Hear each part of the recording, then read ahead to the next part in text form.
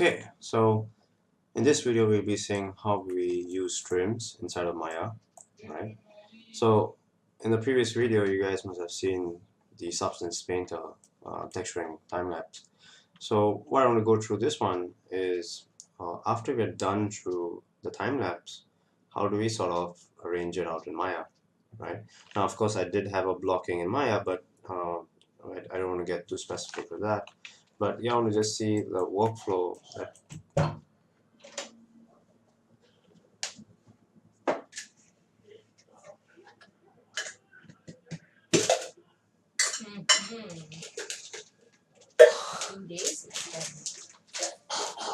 Come to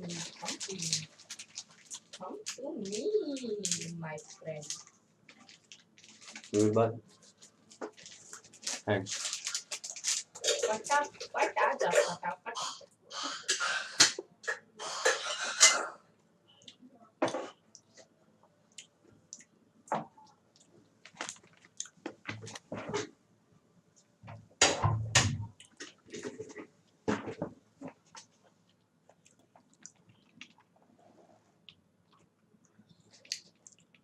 So now we'll be going through the workflow to check how do we use our trims inside of Maya, right?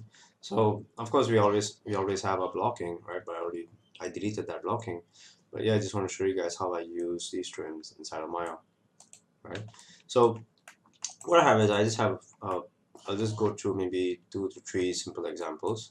So what I just did was in this geometry, after I created a plane, I multi-cut it based on all these ending lines, right? So how I did was, or what I did was just create a multi-cut, and from there I just selected this face, and then came down to mesh, edit mesh, and extract it out, right? So that sort of made it a separate geometry. Okay, so that's what I did for all these different parts, and I have all these separate parts waiting to be used, right? So either I start from this geometry itself or use the pre-made geometry that I have, right? So now I'll show you guys both how I do it. So for the rocks, I'll use it from this sort of trim because I want to use the exact same ratio from here, or I'll just take this guy and I can use this as well, right? I already did that over here, so I can see is that I just took the same mesh, I duplicated that here, and I just subdivided it once or twice, right? Added some multi-cuts here. Okay, so I'll switch on my texture. So my texture is on, and I'll select this and apply an existing material. Right? Now this material is just a very simple Lambert material with a color applied to it. Now, if there was transparency involved, I would apply the transparency to the transparency input. But in this case, I'm just going to try to use what I have. Okay, so what I did here was I applied this to the UV itself, but there are some limitations to trims. One of the main limitations are you can't really make it 3D without while having a lot of details to the silhouette, or the silhouette have to be modified, and if it's modified, that'll sort of skew the UV a bit. But in general, there are some limitations which I think in this particular environment we can sort of fake through it because it's not really seen, the thickness is not really seen. So in this case, what I'll do is I'll just extrude this guy out, because in Maya, if I do not extrude the entire object, in this case I'm extruding twice, right? Maya will not recognize the UVs. If I just, what I mean by that is, if I come in and if I select these edges only, and if I extrude these guys inside, right, what you'll start seeing is the UVs get projected straight away. Now, of course, maybe through plugins you can stop that, but I'm using default Maya 2019. So I'll just pull this up.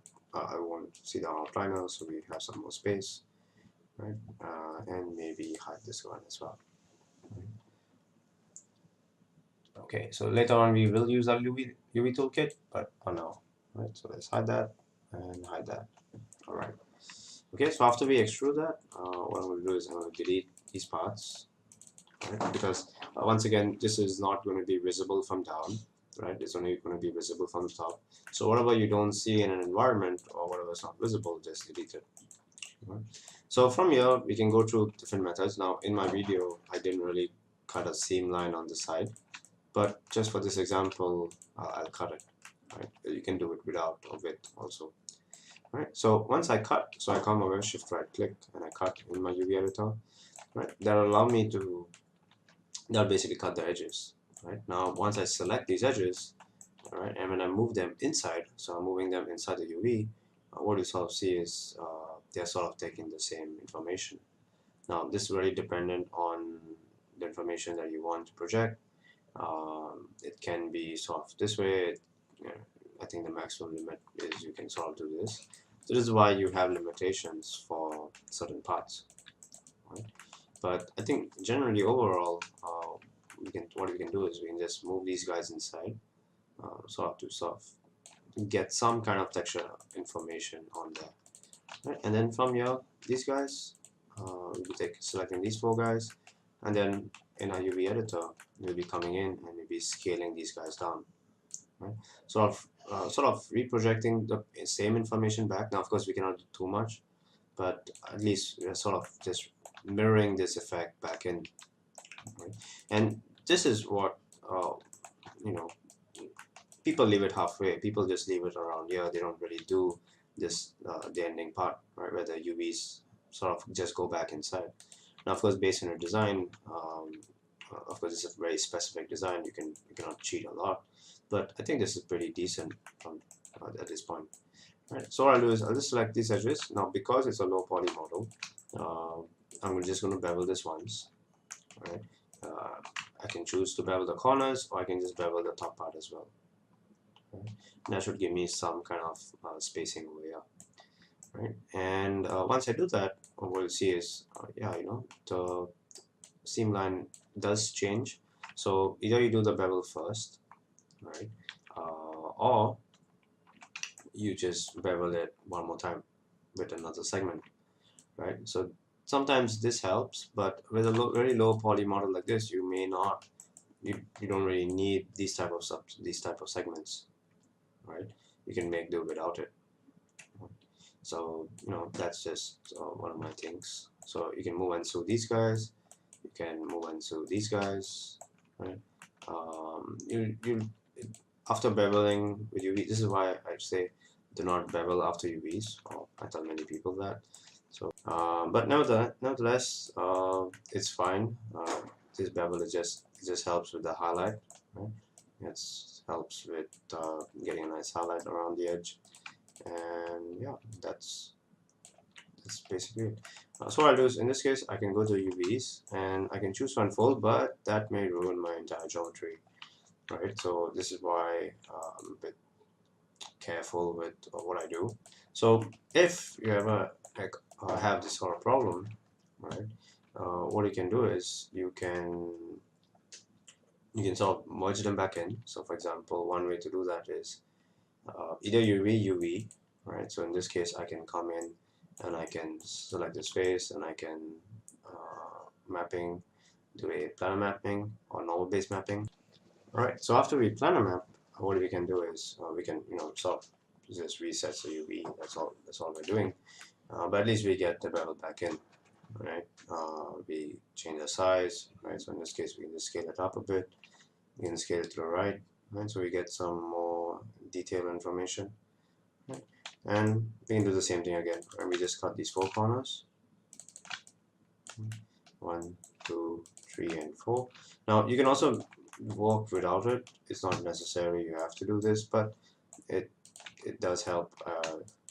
It does help you guys. Now I haven't done it in the time lapse, but because it does sort of create this weird distortion here, so I just sort of skip that. But at least for the sides, and then you just take this guy out.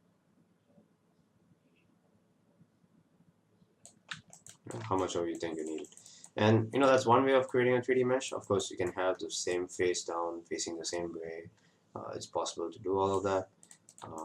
But yeah, the only reason why I sort of added subdivisions is, that's the only way to sort of bend an object.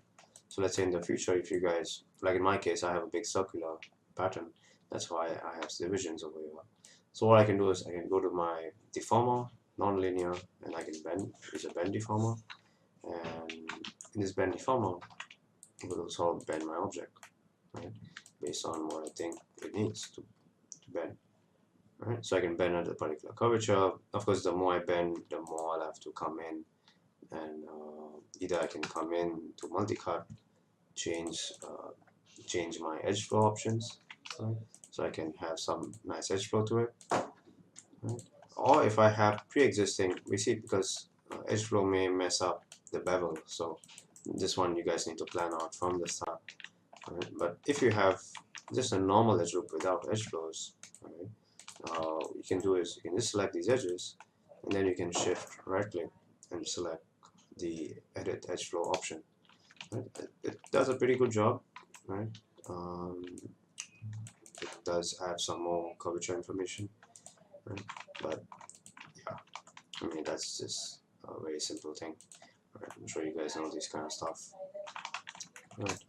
So if I multi-cut here, what you see is, yes, you see, this is why later on I did mention the star. I did change the star, but because the design does change, so there are some limitations to using a trim, right? So I can come here, edit edge flow. So you see this one messes up, right? In that case I have to manually fix these guys in, right? So I can come in and manually just come to this edge loop, and I can just move this out manually, right? So it'll just give me a nice curvature based on what I think I need. So these are things that you can do before beveling, right? And they really help. Okay, moving on to our second type, which in this case is just the rocks that we have, right? We have the rocks, we have the gold patterns, right? We have these two different types. Okay, so what I'm going to do is I'm going to use the gold pattern that I did, right, as an example. Oops, let's go back, object mode, change that to there, change that to there.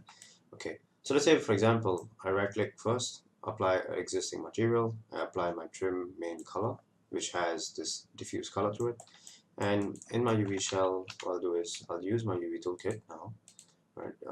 I can change my pinning option, I can change my transform, change the pivot, right? And I can rotate it 90 degrees, right? Of course I can change the pivot to the top part, and I can move that guy down in, right? So in terms of using a trim, these are the essential part of using a trim is, first of all, check the length of your object. So trims are repeated, right? They are generally, well, at least this one, the first three on top and the last three over here, if these guys, we made them be able to repeat horizontally, right? As I mentioned, you can either make them repeat horizontally or vertically, right? So in this case, what I have is I have this geometry over here, and based on this size, right, that's pretty long, but based on the texture, it's sort of stretching on this piece. Now how do I know whether it's stretching or not? So one way to find it out is using a checker pattern. Okay, so this is the the basics of unwrapping, where you have to make sure you have a square checker. So how do I unwrap to make sure that's exactly the same size? Is I select the UV shell, I shift right click, unfold, and unfold along U. U means horizontal, V means vertical. So in this case I want to horizontally unfold this shell, right? And once I do that, you'll see that you get the actual size of your mesh. Now take note that to get the correct unfold, you guys have to make sure that your scales are always on 1, 1, and 1. You cannot expect it to work when your scale values are not on the default, which is 1, 1, and 1. Okay, so that's a thing for unfold in Maya. Okay, so once we come in, and now once we check this, right, now if you check this pattern, now we no longer see that it's stretching. Okay? And based on our trim texture, you can sort of see that yes, it's pretty much, it's pretty nice overall. There's a nice nice style towards it, and not many people can notice that you didn't manually paint that out. Okay, so we can do the same technique here, right? We can based on our image, right? So of course I'll just come and change the scale of it. So I'll just scale it as much as I can based on my design of my trim. So I'll get the edge corners a nice wear and tear feel. And once I'm done with this, right? And once I'm done with this, what I'll make sure is I'll make sure the edges have the wear and tear. Okay, so I'll just come in and extrude it just like I did last time, and I can just pull this guy up. You can also use the local translate Z, that will also work. Now because this particular object is not going to be visible from the down part or from the base, I'm just going to delete it. You can choose to have it. It's not really a big problem, but if you have it, you have to have. So for example, let's say you have it. If it is what it is, if you have it, you'll have to have a center edge loop, so that now the seam line is on this piece. Right? When you cut it, right, you'll have to move these seam lines up and down, right? So they will sort of change. Right? So from this side view, you can see that now the seam lines are together. Right? So this is one thing that you'll have to do if you really want them to be identically the same. If not, you can still work without it, right? So provided that if I select all my seam lines, right? So the only issue here is I can't really see much what's happening. Right? If I skew these guys in, right, you see it's not going to work because these seam lines are connected and all that stuff. Right? So that's when you have to select these sort of faces, right?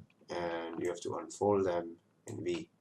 Right, so you get some kind of distance over there, right? And then maybe you can think about taking.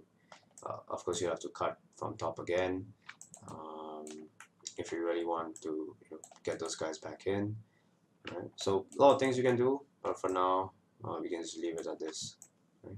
So we just sort of come in to our UVs, right? So we can just select our entire top UV shell. Right, so something like that. But I rarely do this, but in case if you guys have a question, if that's what you guys want to do, then yeah, sure, by all means, right, you can do it, but like I said, it's really a risky thing to do. Okay, as long as people don't find out, you're technically fine. Right, so these are things you can cheat with, and of course I will cut these 4 seam lines here. So I'll just go to default. So default, what I usually do is I just delete what's underneath, right? And from here, I just come to these 4 corners, like 1, 2. Imagine this is pretty long. 3 and 4. Shift right click on the UV editor, cut. So that I'll cut them out. And then we can come in to these edges, like this edge, plus another edge here. And well, you can manually go through this, or you can just come into the scale tool, right, and then scale them guys inside in. Right? So of course this is going to scale quite a lot because based on size, right, you can see it's pretty much a lot. So you can just scale it slightly. Do the same thing on the side if you want. So you take this guy so it's not overlapping the wrong side. You take this guy and then you scale them back in. Right, so make sure that you use the same particular design. Right, and that's when you will use it. Okay, so now in this case, as long as it's within the design, as long as these guys are sort of where they're supposed to be, we're technically okay. Right, so you can take this up if you really want to. Right, then you get some skewing. Right, and then you can take these guys and you can pull them down. Right, so it gets sort of the same repeated pattern. So same technique as previously. Right, so you take this guy, you take it to the maximum line that you want, right, and then you take the outside guy, you take them inside. And so we're just repeating it as best as we can. Of course, there's a limit to everything that we're doing. Right, so for example, when it comes to particular shape designs like this, we can't get away from cheating. Right, so if you do this, then yeah, maybe you can, but that's too much. Okay, so of course you can also, if you really want to choose to do it, you can, like I did it for the rocks, you can manually come in and start tweaking the silhouette. Right, so you can come and do this, but be careful when you do this because it does work. It's not that it does not. I mean, it does work based on what I know, but just for silhouette from far away, yes, you know, it's perfectly fine, right? And then we come into these faces over here, right? We start seeing that, yes, you know, it's fine, right? We don't really see an issue, right? So it's fine as long as you know that, as long as you cannot change it after this, right? You cannot come into your UV shell and come in and move these guys, right? You cannot do that, right? Once it's fixed, it's fixed. Okay, so that's a limitation that you do have for yourself, or you make a limitations for your own self. Okay, so what I'll do is I'll just come into this guy, these edges in the corner, and I'll just bevel these guys in. Right. So one bevel is fine. Now you may not necessarily need to bevel, but it does still help ever so slightly, at least for catching the highlight. Okay, so catching the highlight is the goal of this bevel, right? Of course, you could come in and clean it up, like I'm not really doing it the best over here, but you could come in and, you know, move these edges a bit closer, a bit, you know, you sort of get them closer so that your bevel is fine, right? Yeah. Okay, so that's generally how I use these trims. Right, one last example I'll show you guys is the rocks. So I can just take the same example, duplicate it, take it towards my grid, right? So let's say I just rotate this guy a bit, it's a bit too obvious now. So press J to snap to an angle, isolate it, Control +1, right? And I can do the same thing for these guys. So very quickly come in, extrude this piece, come in, delete this guy, make sure my bevels are there. So in this case I can choose to bevel everything if I want to, except the last corner. Right? Bevel it once I'm done, right? Cut the seam line. So in this case the seam lines, because I have this corner here, I'll make it like this.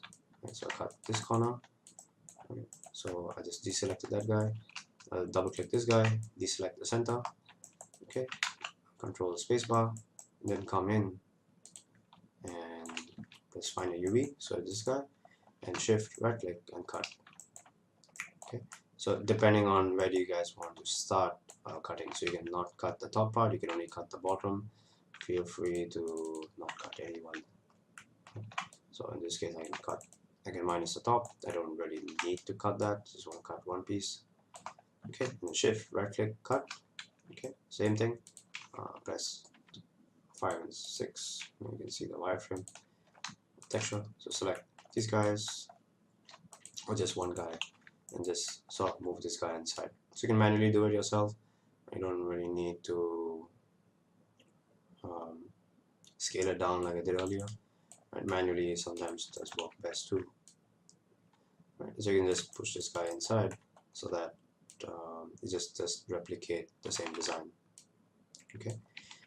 From there, just take the same guy here, select that once, twice, and then entirely come here and scale this down. Okay. So this is what I've been doing for the past, the entire tutorial, right? Creating objects like this, and then especially in this case, because there's some kind of damage here, I've been coming in, multi-cutting these guys, right? And then just moving them inside. Now, of course, moving, yes, it does change the UV, but it's still pretty okay. Like I can still come in to this piece, and I can say, okay, you know what? Just for a sake, I'm just gonna change this for you. So you can either come in and manually change it, right? You can manually move these guys in, and so you can manually unfold along V, so it gets the correct position, right, based on your geometry, right? And that one can roughly go down based on the geometry itself. Right? So as you guys do this, of course, you can save poly count, right? So in this case, at least especially for games, right? Any vertex that does not change the silhouette is not needed, right? So that's for games. Every single vertex that does not change the silhouette, just delete it, right? No questions asked. But just make sure that you merge correctly, because at least you must be able to do that, unlike me. Right, so select this vertex, drag there, select the edges, double click, delete. Okay, and that should be fine. Right? So just like this, you can sort of create a nice silhouette change, right? From far away, it looks pretty decent, and people will think you work very hard and made a separate asset, right? But at least you're just reusing as much all these trims, right? And whenever you come to duplicate, right? So once again in trims, because you have a problem for duplication, so you can select this, you can duplicate it, right? And maybe you can do multiple things. So for example, what I like to do is once I'm done with UVs, I'll be like, okay, so that's exactly the same thing, right? So one way is I can send a pivot, right? I can rotate it in some of these angles, right? So I can rotate it. That's one way. I can duplicate that piece, right? So that's different. Then I can come into this scale Z and -1. Oops, sorry. Scale Y in this case. Oh, it's not an object space. Right? Scale Y and -1. Right? I can also scale X and -1. Right? And I can play around with the different shapes over here. Of course, this ended up getting the same thing, but you know, at least I get some kind of different variation over here. Right? It's not the same, but it kind of does help. Okay, and you know, I can sort of do this. I can offset this guy. I can offset the positioning of it, so that I don't make it consistent throughout my geometry. I can come in and rotate these guys. So you might see in the future videos, I rotate these guys a lot. So there's some kind of imbalance. Right? It's not exactly the same. Right? The geometry is, but the rotations are not. Right? So maybe some of them are up and down. Some of them are, you know, using different textures. And very easily I can duplicate a set of this, and I can keep rotating them and shuffling them as much as I like. Okay, so that's the basics, right? That's what I've been doing for the next 3 videos, so that's what I will do, or have been doing in the next 3 videos, right? So hopefully this helps you guys understand how I use the trims inside of Maya, right? So once again, a recap. So make sure that if you're beveling, bevel, digital history, freeze transform, whatever, right? Bevel before you guys actually UV it out, so that you have less problems with seams. I did have this problem later on with the main design shape. If you're you know, bending an object, just make sure you have some nice silhouette. This is still too low poly, right? So you just add more, right? And then you can merge those guys in, the ones that are not required. For really long pieces, right, the tileable, I wouldn't suggest to do this unless you are finalized with your set, right? And of course for these stones, because they were not meant to be tiled, they were meant to be just separate pieces, right, we can get this nice object. And if you want to check poly count, right, you can always come in to your heads up display and poly count, and you can see each poly count is like 50 triangles, right? 50 triangles per piece is not bad, right? Especially in this piece, right? 53 triangles. This is 100-ish, but let's say if your object is just super straight, right? You don't really need these edge loops. Right? You can just get rid of them. So then it's like 28 triangles, and 28 triangles are very cheap. Okay, and underneath it's just deleted. Right? So what I was not seen, just delete them. Okay, so that's all for the trim. Right, that's how I've been using the trims with my UV toolkit, by scaling it, rotating it, right, and doing all this kind of stuff. Now, if this gets confusing, if the grid gets confusing, you can always come into your grid options and change the length and width to 1, right, so that you only see this particular texture and you don't see the rest. That's up to you if you really want. If you want to see tile labels, you can apply tile labels, but don't really need that now. Right, this should be fine, right? This should be a default, roughly a default view. Okay, so hopefully this helped you guys understand a bit more towards trims, right? So it's a lot of reusability, it's a lot of duplicating, rotating, scaling, scale -1, mirroring it, adding edge loops, deleting edge loops, merging edge loops, right? I mean, these guys I can merge them together, but optimization comes later. First comes the look and feel of your entire geometry. Right? Then comes optimization, right? Don't get too caught up with optimization from the very beginning, right? That's one common mistake that many people do. Okay, so that'll be it. Hopefully you guys learned something, and enjoy the next videos. Bye.